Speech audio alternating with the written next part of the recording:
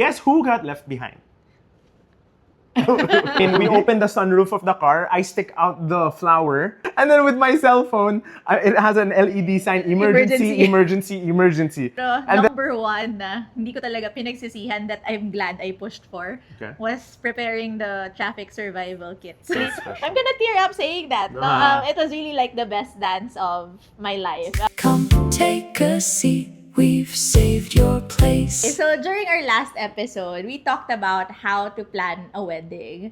But, you know, real talk, kahit na gaano ka kaplanado, if you're like me na lahat ng klase like ng... her, emphasis. Yes, kung lahat ng klase ng spreadsheet, checklist, guides, like meron akong things you need to do, like lahat talaga planado. Pero kahit gaano ka kagaling magplano, there will always be something that would go wrong Count on it. on the day. And you just have to accept that, diba? And you know, in plain English, shit's gonna hit the fan. And to deliver this point home, story time! We're at the church, we're taking our photos, we're officially Mr. and Mrs. Yes. And then, on the way to the venue, everyone left, alright? Guess who got left behind? we got left behind. We got left behind the church. Because of an internal miscommunication, my driver, went ahead without us. We're stuck without a car, and my gosh, the most stressful part of the day was that. Like, think about how smoothly everything went up to that point. And then we get left behind, and what do we do next? Oh my gosh, we were so desperate, guys. What were we doing? We only had one coordinator with us, and our phones were not with us initially. Buti na lang yung coordinator na... She was holding our phones. Yeah, she was holding her phone, so we were able to, figure out what was happening. But our reception is like an hour to an hour and a half away from our church. So we were stressing out kasi nga, it's been an hour since our guests left the church, diba? Roughly, like 45 minutes. Oh yeah, 45 minutes.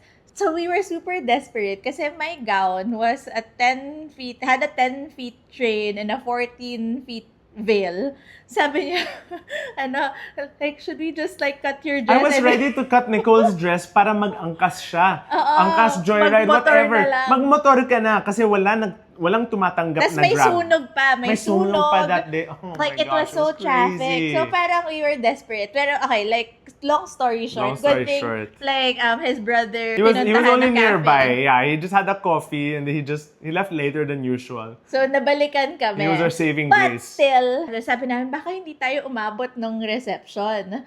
Buti na lang, sabi nung coordinator na kasama namin, meron bang Bridal flowers? flower. Kasi sabi niya, may preferential treatment in a way sa road if it's a bridal car. But we were using his groom's car. So wala. Sabi ko, yung bulaklak lang na meron ako would be my bridal bouquet. So guys, like an action movie. I mean, we open the sunroof of the car, I stick out the flower. Okay, there's a bouquet of flower at the sunroof. And then with my cell phone, it has an LED sign, emergency. And then I was just showing it to everyone on the road, the enforcers on the road, the cars on the road. And thank God everyone was so kind. Everyone was so kind na They talagang gave way. pinadaan talaga nila kami. The enforcers were stopping traffic to let us pass. Yeah, like, it was an emergency we were flying.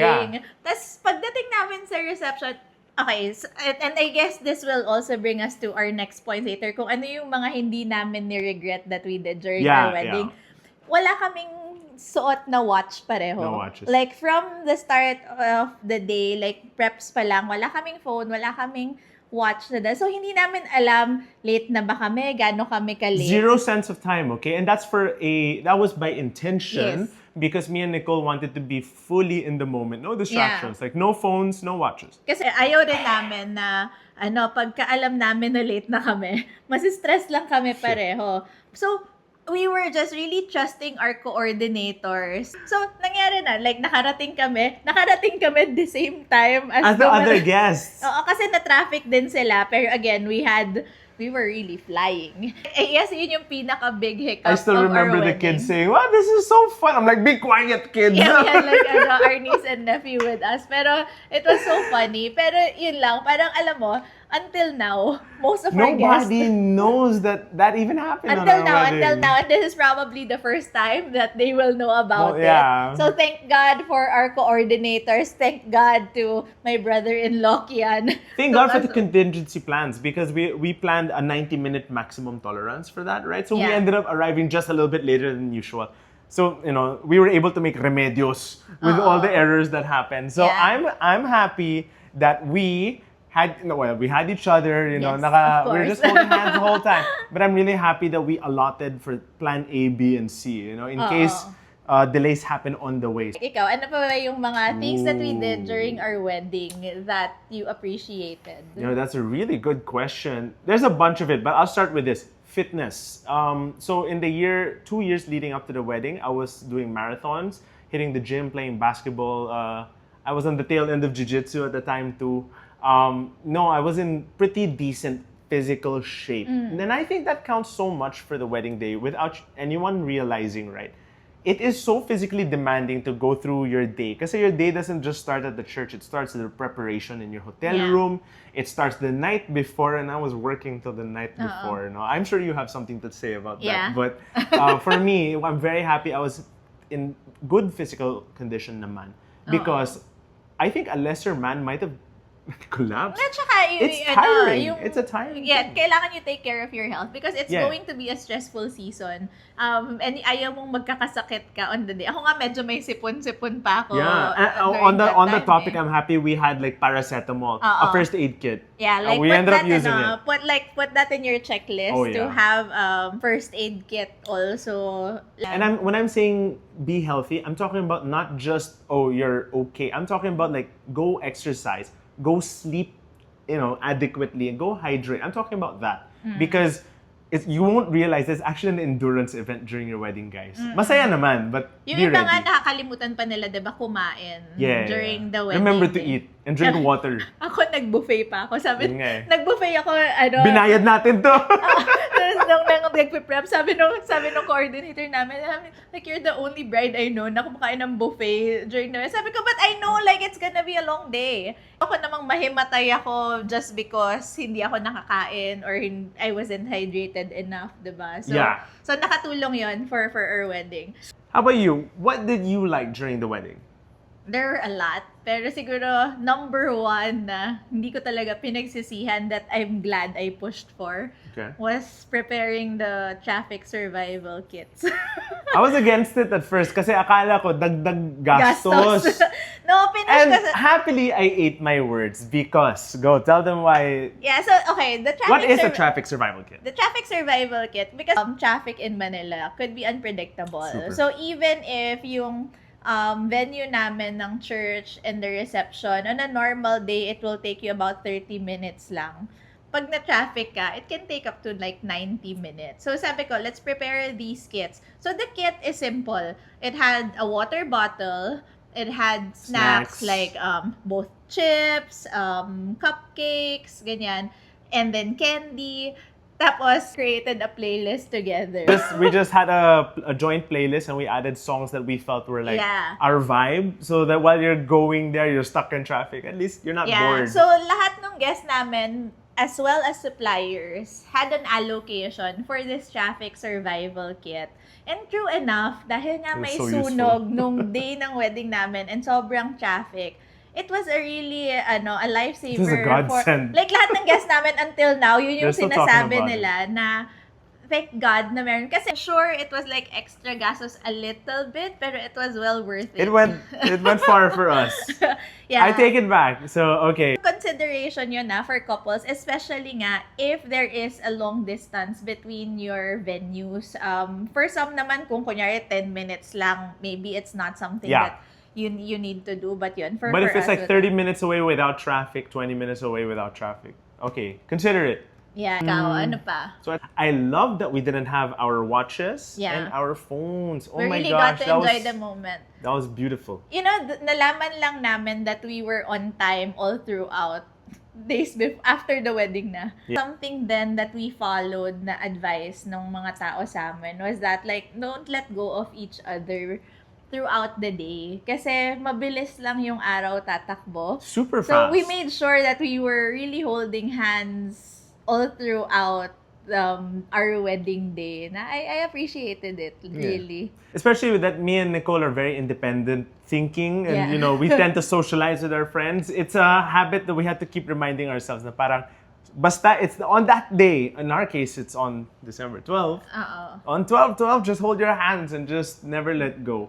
Yeah. It passes by quick.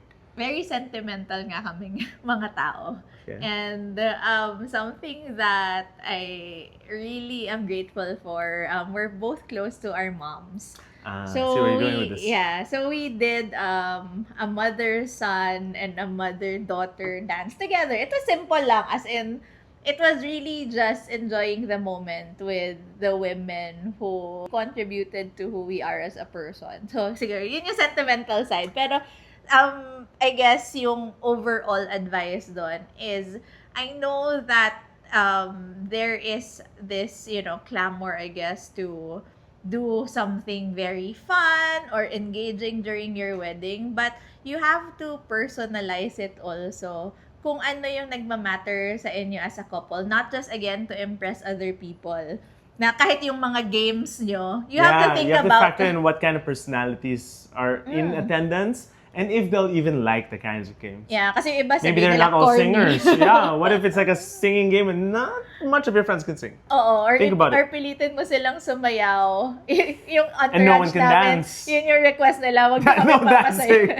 So, You're yeah. welcome, boys. Yes. You're welcome. And girls. So, ayaw nila sumayaw. So, yun, take into account your personalities, take into account your audience. Yes. Another thing I actually really liked during the wedding was that we had a kids play area. Oo. It does- Actually, choice naman, di ba? Kung, choice naman ng couples if they would want kids. Sa amin kasi masyado kaming madaming mga pamangkin. having like a kids play area, oh my gosh, it made things so much more simple because not only can they hang out there, the kids, they can get their energy out without having to interfere with like the program. No one's being rowdy too Yeah. much. They're actually really well behaved because they're able to play for like Their a good, parents good also while. got to enjoy the wedding. Yung hindi Yeah, nila their parents kailangan got to umalis enjoy. agad. So, we had like a whole room with different like play sets, with a show also. A small like slide that they can go. At stuff least like that. we had like that luxury. So, if you will have kids in your wedding, consider having those activity areas so that the kids can enjoy and then you can enjoy without disruption also throughout your program. Speaking of program, I think until now, isa rin to sa kinocommand ng guest namin would be the host. Yes, the host. Thank you, Shout Kevin. out Kevin La Peña. You were amazing. People still talk about you. Yeah, because yung host then again, wag lang kayo dun sa basta sikat lang. It's Yes. really more of they should also match what you need for your wedding. So kunyari with us, we had 12 nationalities. Something like that. There was a we lot have of about countries. 12 nationalities. So yung brief talaga namin with our host was, we need someone who can switch flawlessly from like English and Filipino, mostly English, but could ensure that all our guests feel like they're welcome. Yeah, they're not stuck wondering what's happening. Like, your host is gonna do such a great job, not just communicating, but gauging the energy. Yeah. So if it's low, they'll know how to crank it up. If Yeah. it's high, they'll learn how to bring them softly down. Like they Yeah. do a really good job. A good host will do a really good job in making sure that everyone's having a good time. I like that you said don't just go for the most popular one. Go for the one that matches your vibe. Super relevant. Another thing that we did was to make sure that we were also giving back to our wedding. Kasi madami kang ginagastos during the wedding. But as much as possible, if you can give back to communities. Leave your mark in a way. Yeah, so something different that we did. Our giveaway for our wedding was we planted mangroves under the name of all our guests. Yes. So thank you to Mad Travel for facilitating that. So, it's giving back to the environment. At the same time, yung water bottle namin for the traffic Was it survival. hope in a bottle? Yeah, hope in a bottle. Our gifts for our ninongs and ninangs were products of different indigenous tribes or communities in the Philippines. So, parang sa akin, it was more of at least kung gagastos na lang din tayo, use it for something good. Use it to also promote the products of the country, if you can. If you can. And it doesn't have to be anything grand, right? Something as simple as, buying a pack of coffee from a local farmer. It goes a long way. And then giving it to your guests. Something simple. I liked it. Yeah. Ito, super favorite ko to na part of our wedding. We hired dance instructors. Oh, that was the We best. hired dance instructors who would lead yung mga line dance and all for the after party. Pero before that, and again, we wanted everything to go as smoothly as possible, and we want everyone to be game. So, we instructed our photographers na after the whole program, they asked all our guests to Have like one big- big yeah. group photo. When I say big, everyone, Yeah. vendors, guests, everyone's in the shot. na lahat nasa gitna ng dance floor. And this is at the end of the wedding, huh? Yeah. Tapos, nung pagka-take ng photo nung photographer, nakaset up na yung DJ, tapos nakaabang na yung Yeah. mga dance instructor.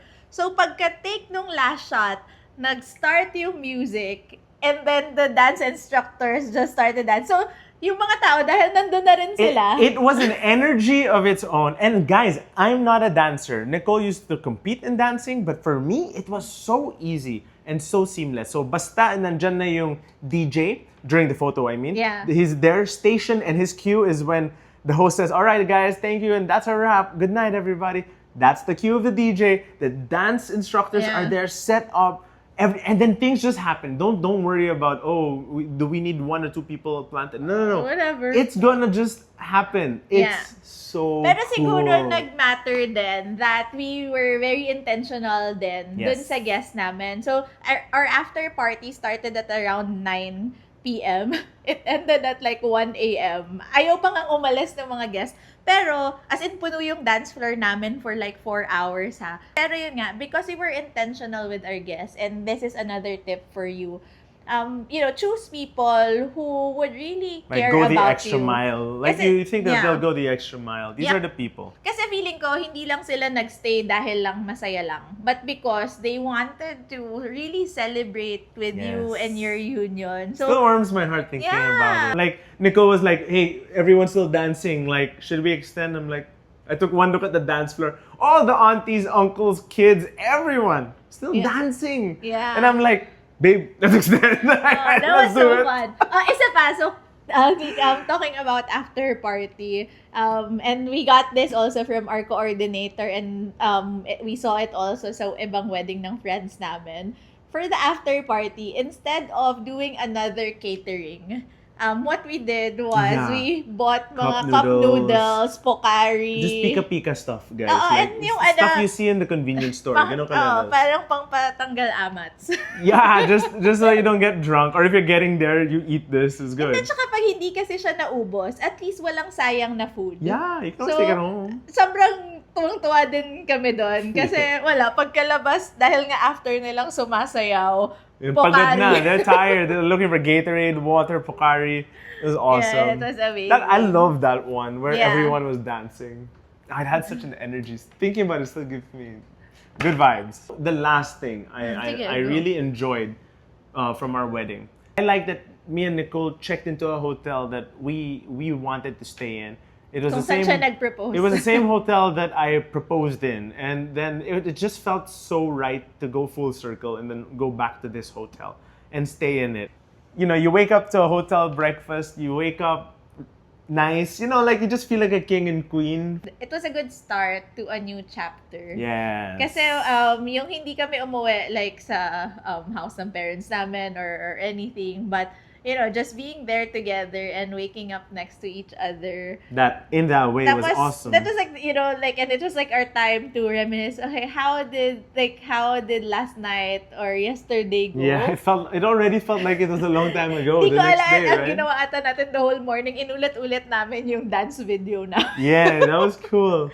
No, kasi si Iman hindi siya No, I don't dancer. dance. I don't dance. But like a precious gift that he gave me for our wedding was that we did a Roomba routine together Although 4 times lang kami in The the, whole year, year.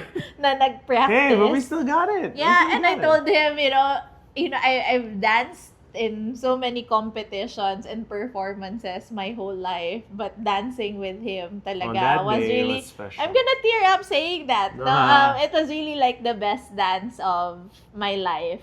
It was just precious, like it doesn't. And I guess like going to a hotel was a perfect way to wind things down because you're at such a high Yeah. all wedding long. I mean, when you do it right, it shouldn't stress you Yeah. out. You're at a high, you're at a high, you're at a high. And then to just go back to reality so fast, it feels like, you're gonna, I don't know, to me, it feels like you're just gonna fall fast. Going to a nice hotel and treating yourself, your new spouse, on day 0 of your wedding, it felt like landing like a feather. That's how I Yeah. would describe it. You're gently coming back down to earth. And that was the perfect introduction to married life to me. Yeah. So I guess to wrap up this episode, something that I would really advise is at the end of the day, kahit ano pa yung program nyo, how big your wedding is, make sure that you enjoy each other's company, that you savor every moment with your partner. And at the end of the day, kayo yung pinaka-importante. Kung Yes. masaya kayo, if you just celebrate your love, everything else wouldn't said. really matter. Well said. For me, make sure that you're hand in hand all day long. Make sure you're in great physical condition. Make sure that you're in the moment and that you don't get carried away and distracted with anything else. And just feel the love. I mean, everything that's happening is a celebration of you two, Yeah. right? Now you are one. So for me, that was the best thing. To each their own, I get that. But I think in general, if you follow these tips, maybe you'll learn something from us today. Yeah, so if you want a copy of our trackers, I am willing to share some of those with Just leave you. it in the comment section. Yeah. We'll get to you. Comment wedding tracker in the comment section, and I will share that with you. At the same time, we want to hear also, for you, if you're already married, what are things that you did not regret, that you feel would be helpful for other couples. Let us know. Hey, you think like it's not much to you, to somebody else, it could be a great idea. Yeah, so with that, thank you very much for joining us once again. In what is now a trip down memory lane. Yes! So, thank you so much for tuning in. This is Iman. This is Nicole. Thanks for watching. See ya! Bye-bye.